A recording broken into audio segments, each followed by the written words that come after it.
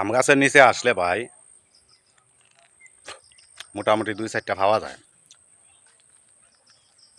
আর ফাঁকা আম খাইতে কিনা স্বাদ। দেখেন আমের খালটা একেবারে কালো, ভিতরে কিন্তু একেবারে লাল, যেটাকে মধু বলা হয়। কঠিন স্বাদ। ময়নার মাগো আর একটু দেই, কঠিন।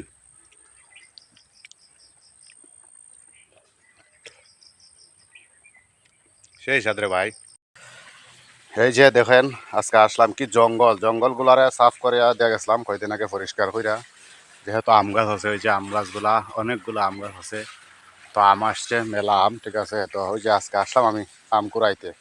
এই যে দেখেন এই যে একটা পাকা আম পাইয়া গেলাম, ঠিক আছে। এই যে আর একটা মাশাল্লাহ, ওই যে আর একটা দেখা যায়, এই যে আর একটা, বাহ অনেকগুলা আম পাইছি, ঠিক আছে।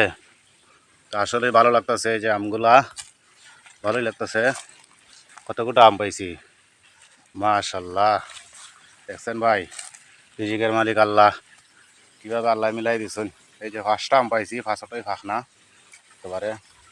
তো জঙ্গল এলাকা তো আমগুলা দেখা যায় না, ডরও করে। আবার এই যে দেখেন কি জুপ জাফরা, এগুলোর মধ্যে সাপ বিচ্ছ আছে, শিয়াল মামাও আছে, বিড়ালও আছে।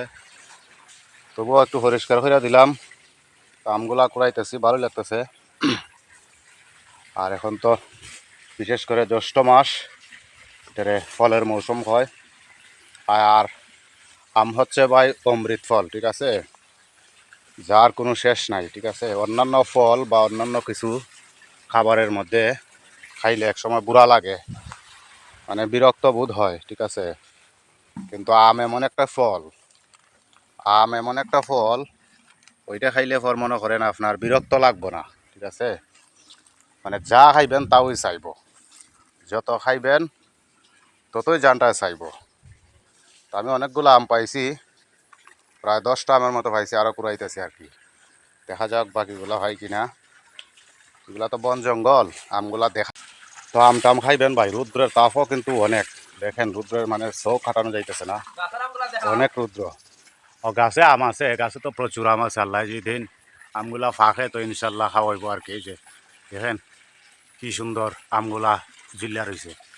তো ইনশাল্লাহ আমরা পারতেছি না অবশ্য, পুরা দামে আম ফাঁকছে না, আস্তে আস্তে আম লাইগে যেতে গেছি গা। তো আমরা পারতেছি না, ইনশাল্লাহ 8টা 10টা 5টা করে ভরবো আর আমরা খাইমু টুকাইয়া টুকাইয়া।